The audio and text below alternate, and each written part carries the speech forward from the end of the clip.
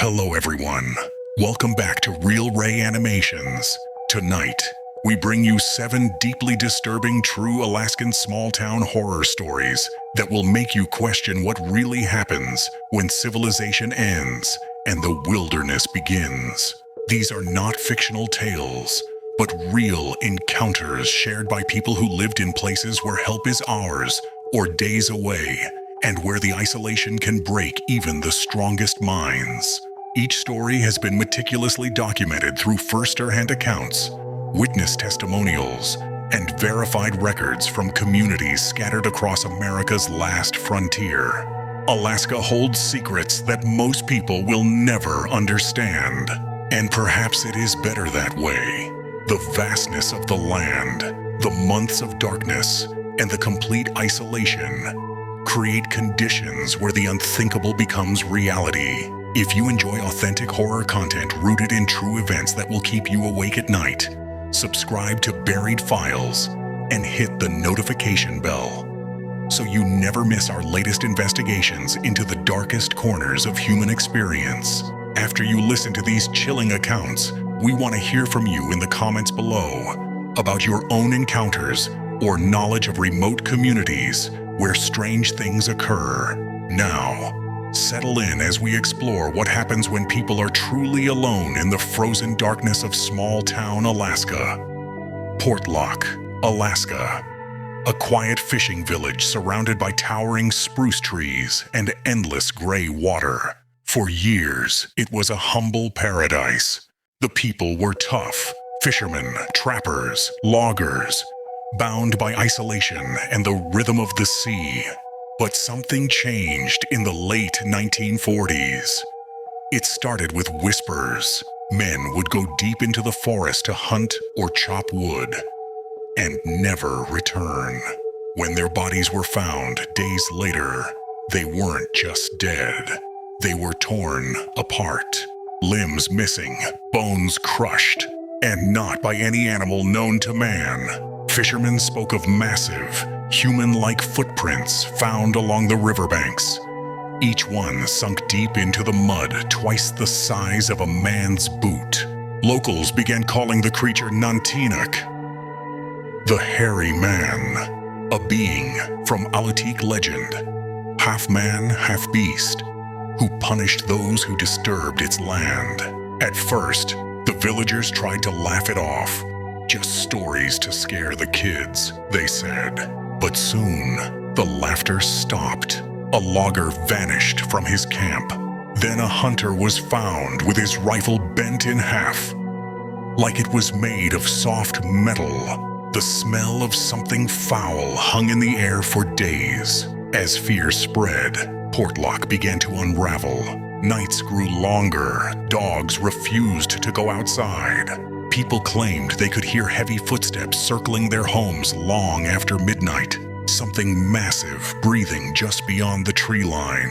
Then came the night that broke them. A group of fishermen on the shore saw something moving near the old storage shed. A shadow taller than any man, with glowing eyes reflecting the lantern light. It moved on 2 legs, and then let out a roar that made the earth shake. The men ran for their lives, leaving their nets, their catch, everything. The next morning, half the village packed what they could carry and sailed away. The rest followed within days. No one wanted to stay. They left behind food still on the tables, clothes on the line, even a half-built house that still stands today. Slowly being swallowed by moss, Portlock was abandoned, and it remains that way. No one ever resettled the village, not because they couldn't, but because they wouldn't. Every expedition that tried to reclaim the site reported the same thing. Strange tracks in the mud, guttural growls echoing through the valley, and a sickly feeling of being watched. One camper, who dared to spend a night there in 1990, claimed he woke to the sound of footsteps circling his tent. Then, a whisper, low and human-like, breathing just inches from his ear. Leave. He left before sunrise. Today, Portlock sits in silence. Trees grow through roofs, boats rot on the shore, and every few years, a new traveler decides to test the legend, only to return pale, shaken, and refusing to speak of what they heard in the woods. Maybe the villagers didn't just leave because of fear. Maybe they were warned. And if you ever find yourself near the Kenai Peninsula, where the mist never fully lifts, listen carefully. Because if you hear deep, heavy breathing coming from the forest, Ishiki, it's already too late. When the sun disappears for 67 days, what happens to the human mind? And what starts to appear in the dark? At the very top of Alaska, beyond the Arctic Circle, lies Utqiagvik, the town once known as Barrow. Here, the sun sets in mid-November and doesn't rise again until late January. For 67 endless nights, the town lives under a ceiling of darkness. The air freezes at 40 below. The ocean turns to black glass, and the sky, if you can call it that, becomes a silent, swirling void. Locals call this time the Long Night, and during those weeks, strange things are said to happen. In the winter of 1988, the people of Barrow began reporting something unusual. A faint blue light drifting across the tundra. It wasn't a plane, or a flare, or a trick of the northern lights. It hovered low to the ground, moving slowly, sometimes pulsing, sometimes darting against the wind like it had a will of its own. At first, people thought it might be the will-o'-the-wisp, a natural phenomenon caused by gases escaping from thawing permafrost. But this light was different, intelligent, deliberate. It appeared in places where no human could walk. It followed snowmobiles. It watched from a distance, then vanished when approached. A group of scientists from Fairbanks decided to investigate. They brought cameras, sensors, and Geiger counters, hoping to explain the sightings through science. On December 13, 1988, they set out across the tundra toward the light. The last radio transmission was simple. A calm male voice saying, "It's moving toward us." Then, silence. 3 days later, search teams found their snowmobiles still running, engines humming in the endless dark, circling slowly in the snow, as if guided by unseen hands. The riders were gone. No footprints, no blood, no bodies, only an eerie blue residue on the snow that glowed faintly under ultraviolet light. Locals refused to go near the site. One Inupiat elder told investigators, "It's not a light. It's a spirit that feeds on curiosity." After the disappearances, the government closed the case, calling it disorientation due to extreme weather. But people in Barrow knew better. They had seen the phantom light before. In 1962, in 1974, and again in 2003, always during the deepest part of winter, always when the sun was furthest from returning. One fisherman swore he saw the light hovering over the frozen ocean. When he got closer, he said he heard something. Not a sound, but a vibration, like thousands of whispers layered beneath the wind. He turned back, but his sled dogs wouldn't move. They just stood there, whimpering, their eyes locked on the blue glow until it disappeared beneath the ice. Some scientists have tried to explain the phenomenon. Ball lightning, ionized air particles, St. Elmo's fire caused by magnetic storms. But none of those theories explain why the light seems to move against the wind, or why those who follow it always vanish. Every few years, when the sun sets and the town sinks into its 2-month night, residents say the light comes back, drifting just outside the edge of town, silently calling. Some believe it's a natural wonder, others a warning. And maybe both are true, because up here, where darkness never ends, the mind starts to create what it fears. Or maybe what's been waiting for it all along. So if you ever find yourself in Barrow during the long night and you see a faint blue light moving across the tundra, don't follow it. Don't stare at it. Don't even breathe too loudly. Just turn away, because those who chase the phantom light never make it back to tell what they found. When the wind carries a voice that knows your name, you don't answer back. Nome, Alaska, a frontier town pressed against the edge of the Bering Sea, where the land ends and the frozen horizon begins. In summer, Nome is a place of fishermen, miners, and tourists chasing the midnight sun. But in winter, when the ocean turns to glass and the night stretches endlessly, the town changes. The streets go silent, the sea freezes over, and the wind begins to scream. From 1960 to 2004, over 20 residents vanished from Nome and the surrounding tundra. Men, women, even trained rescuers, all gone, without a trace. The disappearances were so numerous that the FBI was eventually called in. Their official report blamed alcohol, hypothermia, and exposure. But ask anyone who lives there, and they'll tell you the truth is much darker. Locals call it the Screaming Wind, a phenomenon that doesn't just howl through the valleys. It calls. It starts as a low moan, deep and distant, carried through the frozen night. Then it shifts, takes shape, becomes a voice. Sometimes it's the voice of a loved one. Sometimes your own. In 1972, a hunter named Peter Anaguk went missing while tracking caribou outside of town. His snowmobile was found idling, headlights still on, facing the open tundra. His footprints trailed away into nothingness. Before leaving that morning, Peter had told his brother that the wind had been whispering his name outside the cabin all week. Days later, searchers reported hearing it too. Faint voices drifting across the snow, echoing words they couldn't quite understand. One rescuer swore he heard Peter calling out for help. He followed the sound and was never seen again. The Inupiat elders have an old warning. When the wind calls your name, it's not calling you. It's copying you. Some say it's the spirits of those lost to the cold, trapped between life and death, searching for company. Others believe it's something older, a force that feeds on fear and isolation, using the wind as its mouthpiece.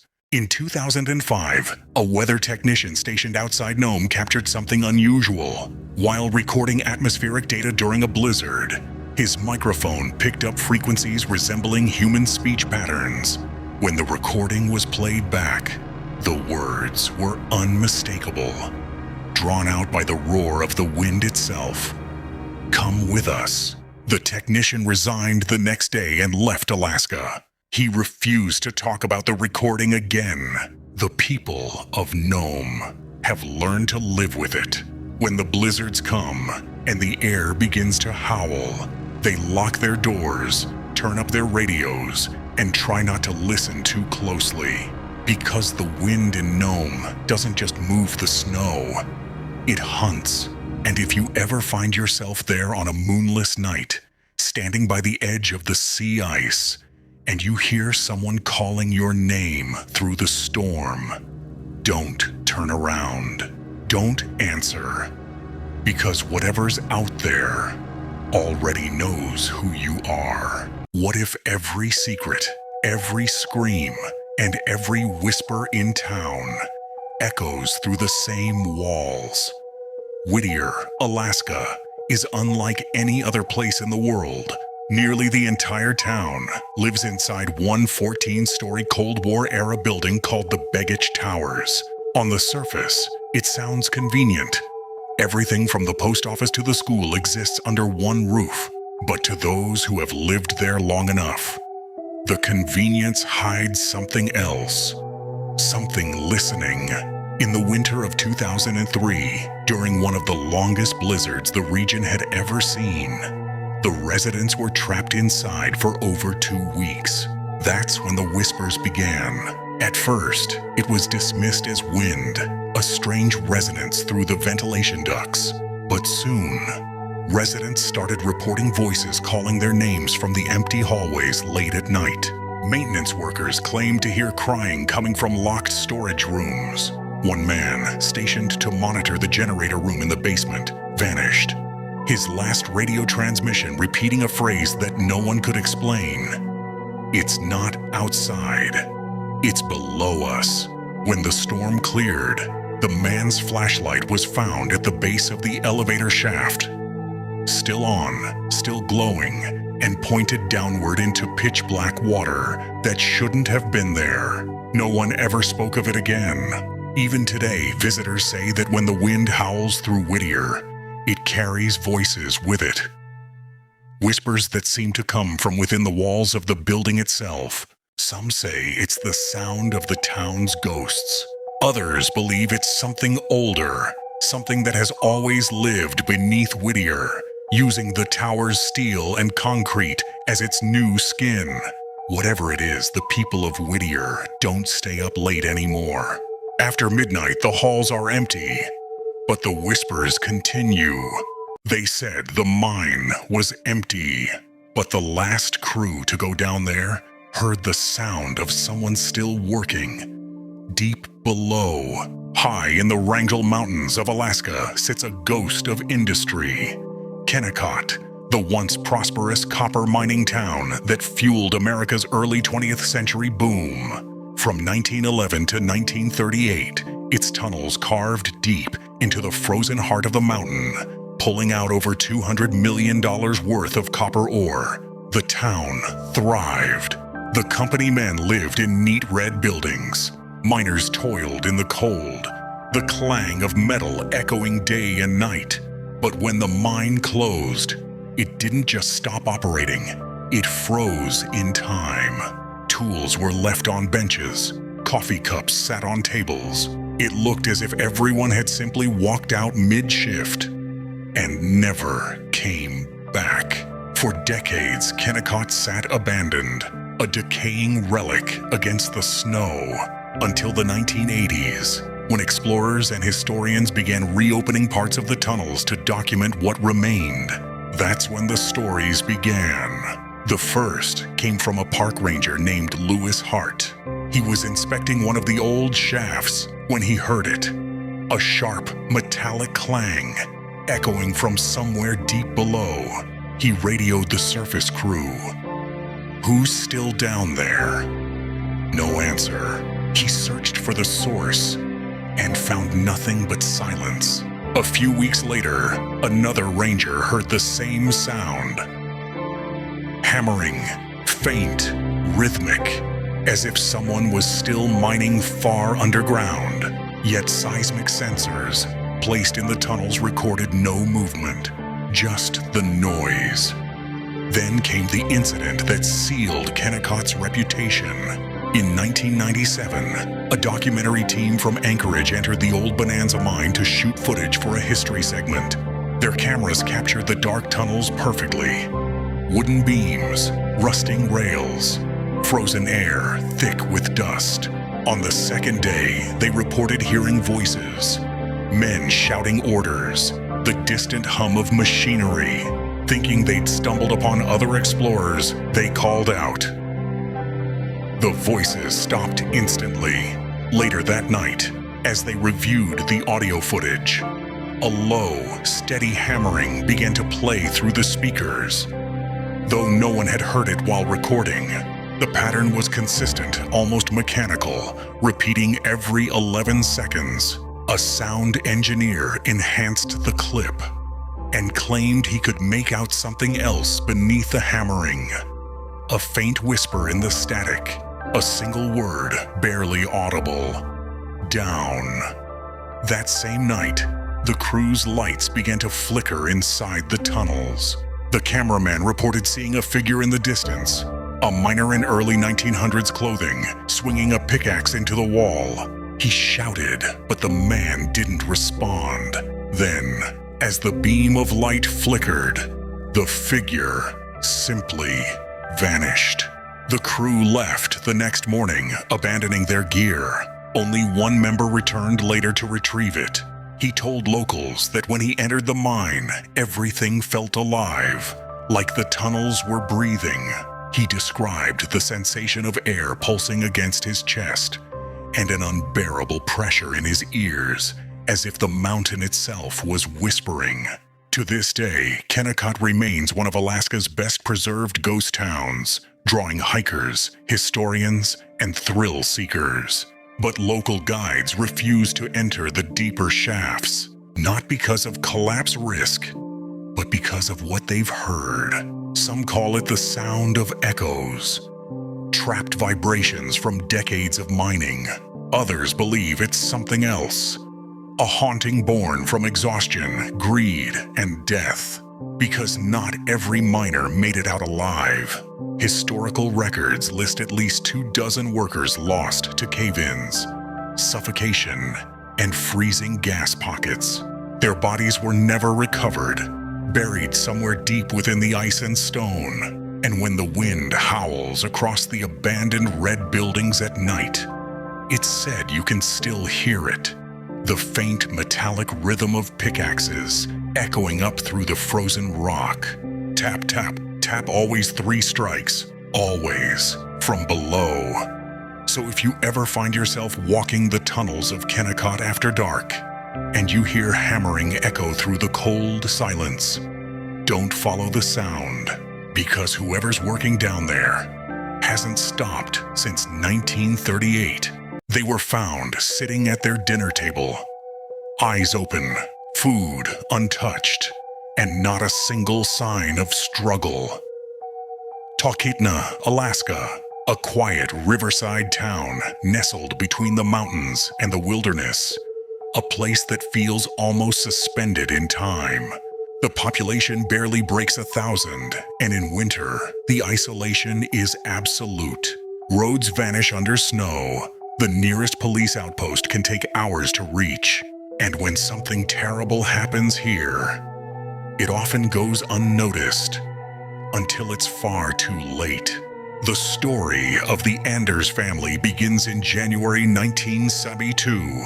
5 members, father, mother, 3 children, living in a modest log cabin just outside town. They were well-liked, ordinary people. The father, Harold, was a hunter. His wife, Margaret, taught at the local schoolhouse. By all accounts, they were happy. Until the winter, the snow refused to stop falling. It was neighbors who first raised the alarm. No one had seen the Anders family in over a week. Their mailbox overflowed with letters. Smoke no longer rose from their chimney. On January 27th, 2 locals snowshoed to their cabin.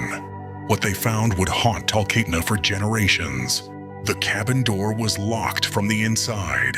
No footprints outside. No signs of forced entry.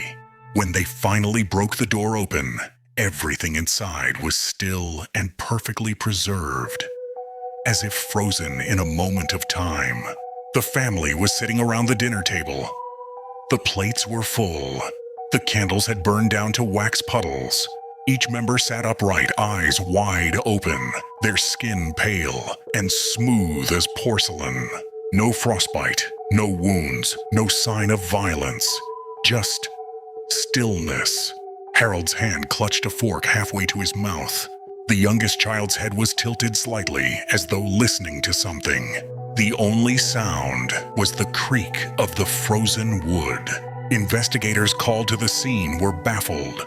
The cabin's temperature was below freezing, but not enough to cause such total preservation. Toxicology tests found no poison, no gas leaks, no evidence of carbon monoxide. But the strangest discovery came from the old radio sitting on the counter. Still plugged in, its dial locked on a dead frequency. The recording equipment used later by police captured faint static layered with something else. A whisper. When enhanced, the voice seemed to repeat a single line, distorted but chillingly clear. "They're at the window again." The windows of the cabin were covered from the inside, all except one, facing the forest. Frost had formed inside the glass, not outside, shaped like 5 perfect handprints pressed against it. After the investigation, the cabin was sealed. No one dared to live there again. But over the years, hikers and snowmobilers who've wandered too close claim to hear strange sounds, a faint radio crackle in the wind, or the echo of chairs scraping across the floor. One traveler in 1999 reported seeing light inside the cabin at night. A dim orange glow, flickering like candlelight. When he approached, the light vanished, but his camera later revealed a blurry figure, standing in the window, face turned toward him, though the cabin was empty. Locals say the Anders family never left that night. They froze in a single moment of terror, listening to something outside that only they could hear. And maybe that's the real horror of Alaska's wilderness. Not what we find, but what watches from beyond the tree line, waiting for us to notice. So if you ever stay alone in a cabin near Talkeetna, and you hear a radio hiss to life in the dead of night, don't touch it. Don't look toward the windows, because once you see what's staring back, you'll never be able to look away again. The villagers say the ocean here doesn't just take the land, it takes people, and sometimes it gives them back. Shishmaref, Alaska, a remote island community perched on the edge of the Chukchi Sea, where the land is slowly sinking and the sea ice grows thinner each year. Scientists call it erosion. The locals call it something else. They whisper that the sea is hungry again. It began in the winter of 1997. A young man named Elijah went missing while checking his fishing nets under the ice. Search teams found his snowmobile, the engine still warm, but no tracks leading away. Days later, his grandmother claimed to see him standing outside her home, covered in frost, staring through the window. When she opened the door, he smiled and walked straight into the ocean. Then more disappearances followed. Hunters, children, even dogs, vanishing without a trace. The village elders performed the old rituals, offerings of seal oil and fire on the beach. But the sea didn't calm. At night, people began hearing muffled voices beneath the frozen waves, calling their names, begging for warmth. One rescue team drilled a hole in the ice to search for missing villagers. The water below shimmered like glass, but what they captured on video made them abandon the project forever. The footage showed pale faces drifting just below the surface, eyes open, mouths moving in silence, as if singing. When the team reviewed the audio, the recording contained no sound at all. Today, Shishmaref continues to crumble into the sea, and the government calls it a climate relocation emergency. But those who still live there know the truth. The sea isn't just rising, it's reclaiming what it once owned. And when the wind is still and the tide retreats far enough, the villagers swear you can see footprints. Bare, wet footprints, leading from the water up to their doors. From Portlock's vanished souls to the silent waters of Shishmaref, Alaska remains a land where isolation and madness blur, where the wild doesn't just surround humanity, it consumes it. So now you've heard them. 7 true stories from the frozen edge of America, where isolation isn't just a feeling, it's a force. From the village that vanished without a trace, to the whispering halls of Whittier, to the icy depths of Shishmaref that still call out to the living. These are not just tales of the past. Their warnings carved into the snow, echoes from a land that never forgets. Because in Alaska, the wilderness doesn't wait for you to lose your mind. It takes it from you. If you felt the chill tonight, if these stories followed you into the dark, then like, share, and subscribe to Buried Files for more real stories of the strange, the haunted, and the forgotten. And remember, next time you stare into the frozen night, something might just be staring back